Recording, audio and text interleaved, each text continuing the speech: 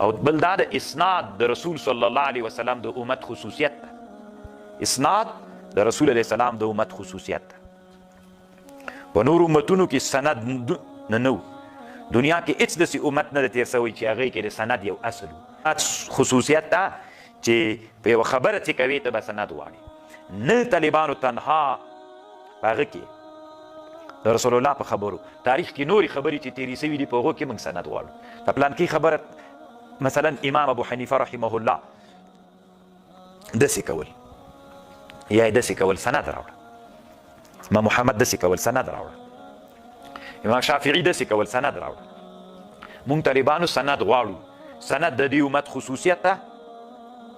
په نورو امتونو کې طالبانو سند نه و او بیا په دې امت کې طالبانو سند د نبی علیه السلام د امت خصوصیت ده. د نبی علیه السلام په امت کې طالبانو د اهل سنت والجماعت سنت هغه د خصوصیت.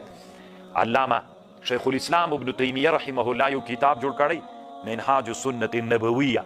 ما سره سته طالبانو دې مختصرا را سره سته خپله د کتاب هم را سره سته 4 جلدونو کې کتاب ده. په شیعګانو ردونه کوي او په دې کتاب کې لیکي چې دا هغه څه ده سند دا د نبی علیه السلام د امت خصوصیت. بیا د نبی علیه السلام په امت کې د چا خصوصیت ده؟ د اهل سنت والجماعت خصوصیت ده. زه طالبانو مدینې منورې ته چې تللی وم یو وارې بیا هلته څه افغانان طالبانو او بیا ما نه غوښتنه وکړه چې ته یې ولې جامع اسلامیې ته راسه. بیا زه ورغلم او چې هلته ورغلم افغانان طالبانو یو څه د بلوچستان طالبانو پاکستان نو ډېر خوند یې راکړه. پوښتنه مې ورنه وکړله نو بعضو دکتورا فی تاریخ کوله، چا فی الفقه کوله، چا فی العقاید کوله. نو دکتورا فی تاریخ ډېر خوند راکړه طالبانو. تاریخ کې طالبانو کله کله داسې خبرې وي چې هغې باندې ته نقد و څېړنه باید وکړې چې دا خبر صحیح ده او که صحیح نه ده. نو الله عز وجل دې زموږ په افغانستان کې دکتورا فی تاریخ شروع کړي. لا نشته طالبانو تاسې د ځان سره فکر وکړئ. زموږ برادر مولي صاحب ویلې وی په ایران کې تنا په تفسیر کې 14 دکتوراوي دي په 14 علومو د تفسیر کې. موږ افغانستان کې ایله اوس د تفسیر دکتورا شروع کړه. هغوی څو ته رسولي؟ نو تاسې فکر وکړئ طالبانو موږ په علم کې ډېر مخته یو که دنیا.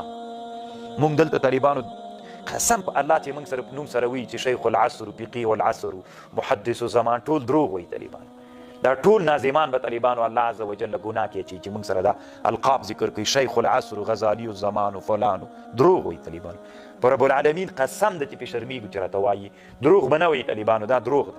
دروغ ځکه د موږ تر اوسه په افغانستان کې ایله دکتورا فی تفسیر شروع کړه چې هغه به هم ټول افغانستان کې نه وي. په ایران کې چې موږ شیعګان هم ورته وایي څو دکتوراوي لري یعنې په قرآن کې په 14 علومو کې هغوی دکتوراوي لري. موږ په علم کې ډېر وړاندې یو که دوی. تاسې ځان سره فکر وکړئ. الله دې موږ په حال رحم وکړي.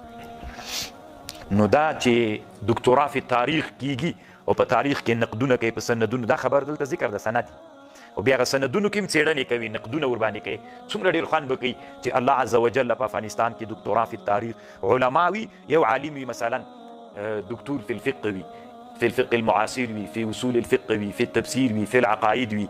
نو کله چې طالبان درس وایي الدکتور فی الحدیث نه به حدیث وایي الدکتور فی التاریخ نه به تاریخ وایي. طالبان هر فن ماهر به ذاتي معلوم وي نو طالبان به مو خپل فن له هغه ماهر سره شریکوي.